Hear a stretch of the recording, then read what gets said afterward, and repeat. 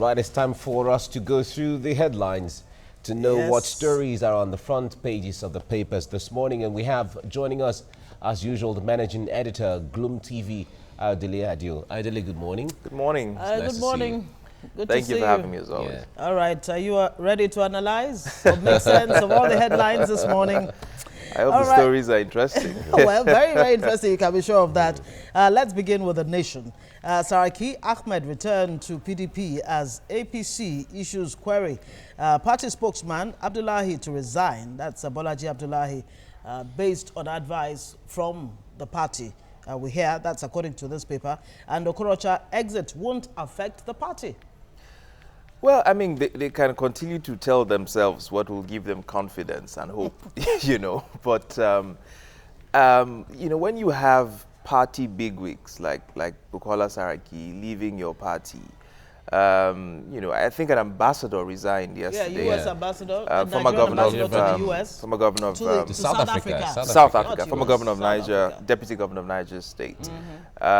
When you have these party bigwigs leaving your party, it doesn't just affect you politically. There's some sort of a moral damage to you because the momentum swings the other direction. So people who were on the fence will have a better reason, you know, to switch camps at the end of the day.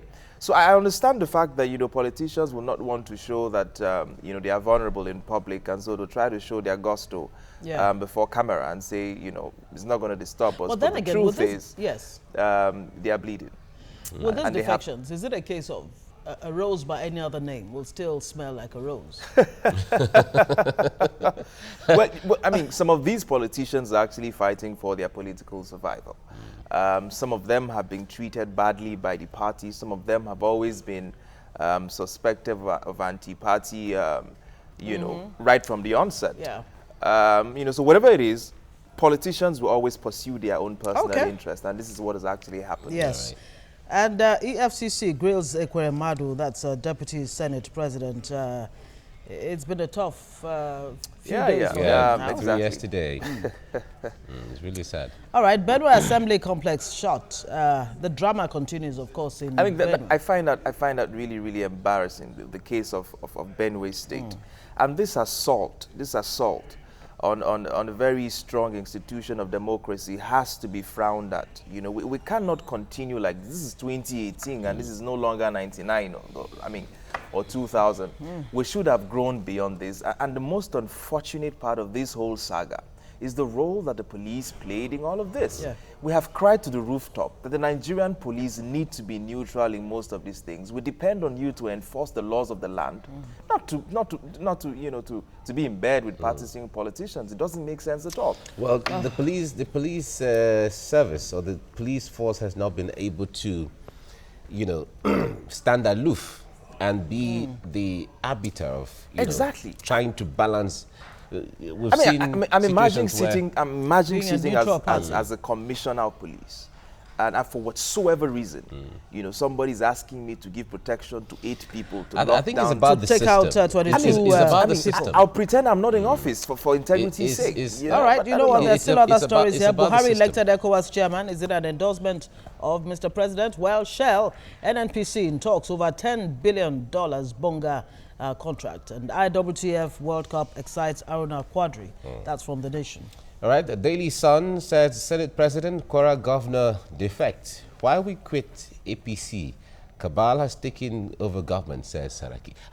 Who are these cabals? Everybody, you know, Nigerians fail to understand who is really this cabal. Who are these cabals? You know, I mean, there is always a cabal in any government, and by the definition, I mean, you know where we got the names cabal from the famous 12 people who surrounded the great king of England. I think it was Henry V or so. So every government has some sort of a cabal, and those are the people who are closest to the president, who have his ears and all of that. So whether or not you're in favor of those people closest to the president is a different kettle of fish. So everybody can now blame the cabal for their political woes. But, you know, I think it's more than just a cabal that has made them unnecessarily switch. And it says APC queries Senate president and Nigerian envoy to South Africa resigns also quits ruling party. Okay.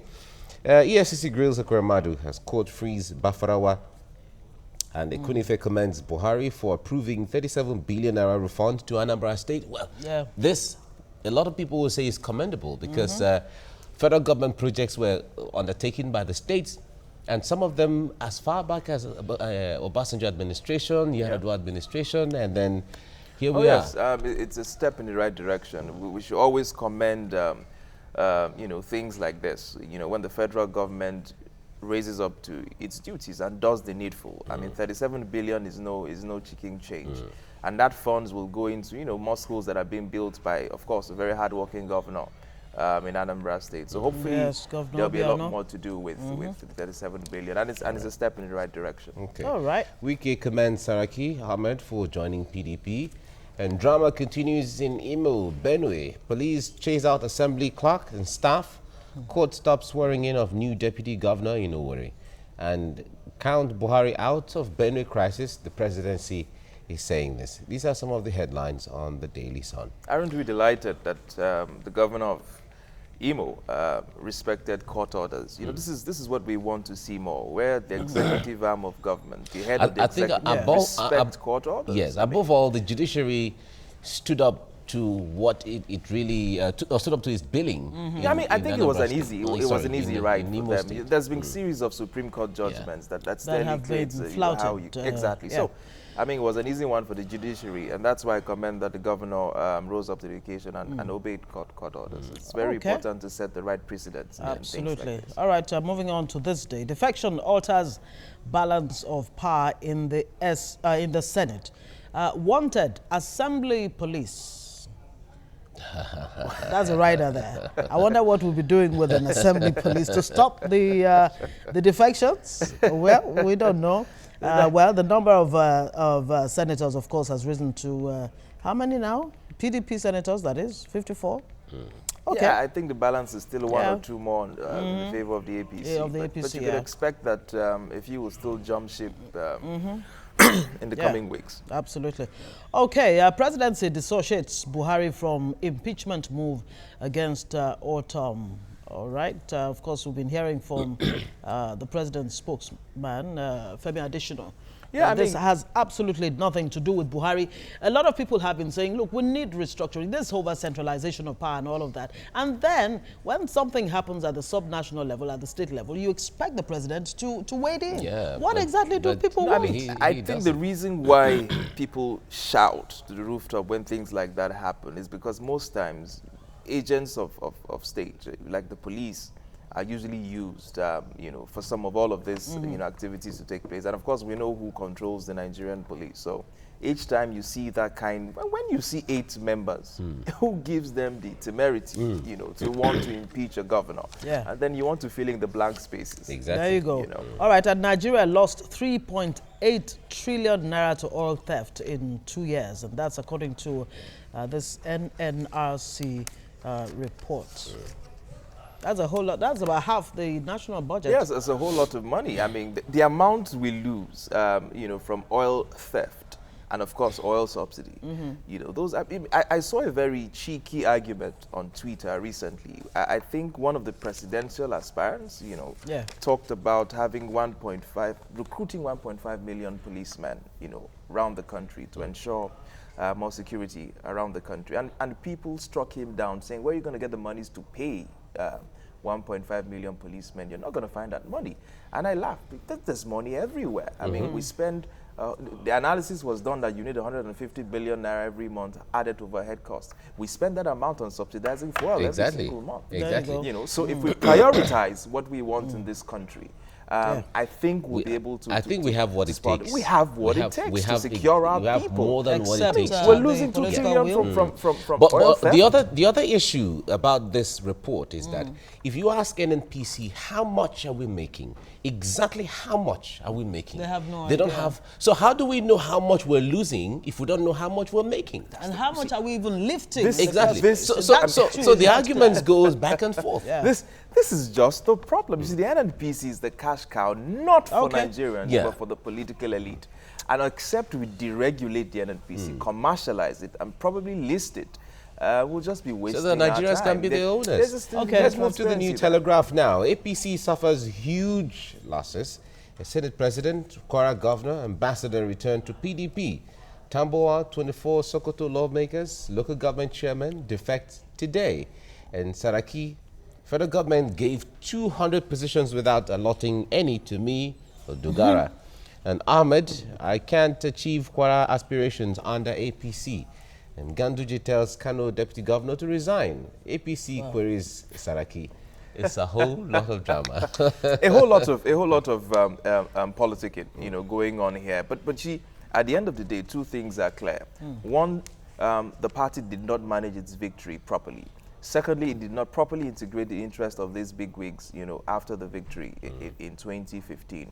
But going forward, if they do not fix this problem, if they continue to want to bulldoze their way through this problem, they will cry at the end of the day.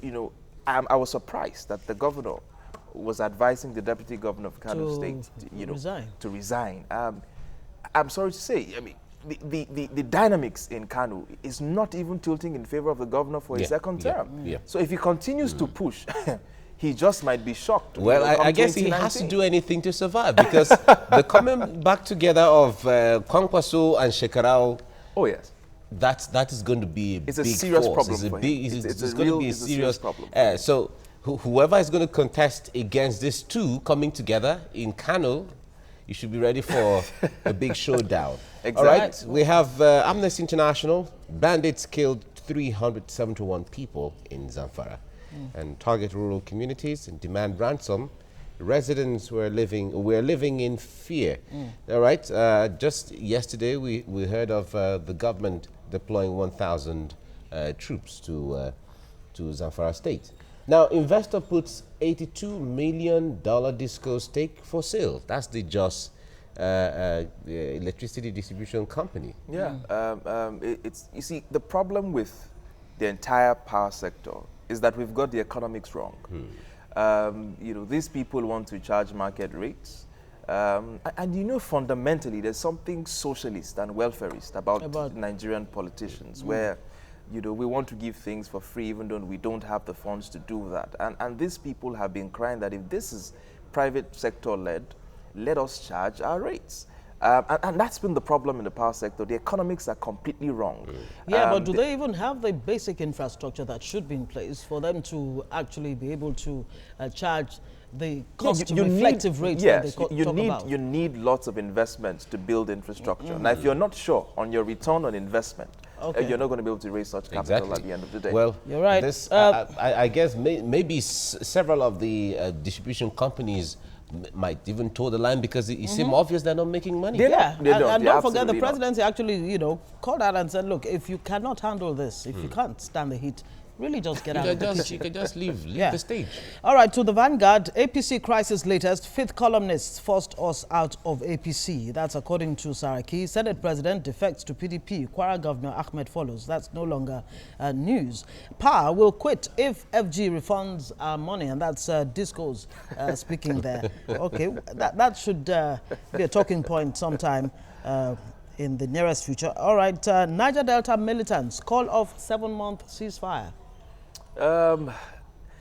You see, you have to be tired of a country that cannot resolve its issues internally, with justice. You see, the problem with the Nigerian state is that for you to get a deal off the table, you must be ready to threaten to break that table. If you cannot threaten or do not have the capacity to threaten to break that table, you hardly get listened to. And that's the problem we have in this country. So you have a case where bandits, where sects, where groups determine the policies of your country because the state, when it's supposed to listen to the grievances of people, never seems to do that. I mean, you could take for instance the judgments yesterday at the Zaria court, that released Shai prisoners who had been detained for 3 years, who have no case to answer. Those are the kind of things that you expect that build grievances in the hearts of people. They were easy to fix at the time. Take these people to court, grant them justice. But when you let it fester. But when you let them fester, you have a problem in your hands. That's true. All right. The final paper now, Daily Trust, says Saraki finally rejoins PDP. He should resign. Some senators are saying that. Why we dumped APC, Kwara governor is revealing. Customs intercepts 4,400 military wares in Owerri. This is another issue that we're going to look. We've not forgotten the arms that were containers of arms, cache of arms that were recovered by customs last year and 2 years ago. It's really, really, really scary. If you look at the numbers, you want to ask yourself if our country is at war. 350 million light arms in our country. The numbers are just frightening and staggering. And something needs to be done. We must stop giving this silly excuse that our borders are extremely porous. Build walls if you have to. Israel has shown that walls work. Build walls if you have to. Recruit more people if you have to secure those borders. And let's stop giving these lame excuses time after time. Our lives count, for goodness sake. That's true. Lives count. All right. Buhari elected as ECOWAS chair. We'll certainly be talking about that later on. Electricity investors declare loss after 5 years. The EFCC grills Ekoramadu over alleged conspiracy in graft. Okay. That's the paper review this morning. Ayodele Adio, thank you so much for coming on the program this morning. Thank you for having me.